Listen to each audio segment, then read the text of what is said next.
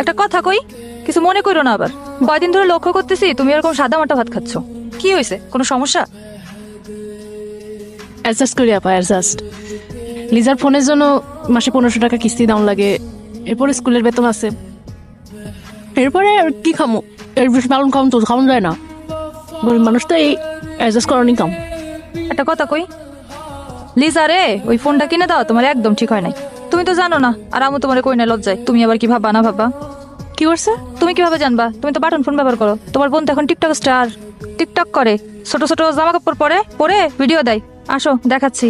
তুমি তো দেখাও না, জানো না, তুমি তো সারাদিন বোন বোন করতে থাকো। দেখো সব উল্টাপাল্টা ছেলেদের সাথে মিশে স্টার হয়ে গেছে তোমার বোন, দেখছো?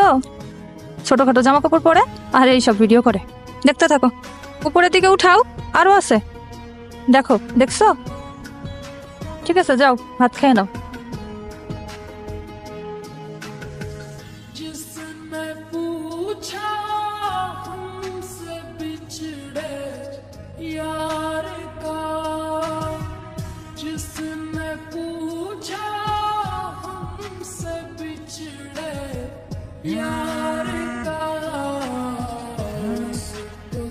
হ্যালো, হ্যাঁ হ্যালো, আমি রিঙ্কু। কোন রিঙ্কু?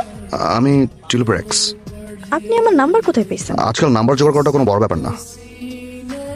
আচ্ছা, কোন কি করবেন? তোমরা ইদানিং হৃদয়ের সাথে খুব ওপেনলি চলাফেরা করতেছো, খুব মিলামেশা করতেছো, ছেলেটা কিন্তু সুবিধার না। তো এই কথা আপনি আমারে কেন করতেছেন? টিউলিপ রে কোন? আচ্ছা দেখো, টিউলিপ আমার কথা শুনবে না। আর সেদিন তোমার সাথে দেখা হলো, মনে হলো তুমি একটা বুঝতার মেয়ে, এই জন্য তোমাকে আমি ফোন দিচ্ছি। আচ্ছা, আপনার কথা হয়েছে, আমি ফোনটা রাখলাম, আমার একটা কল এসেছে। হ্যাঁ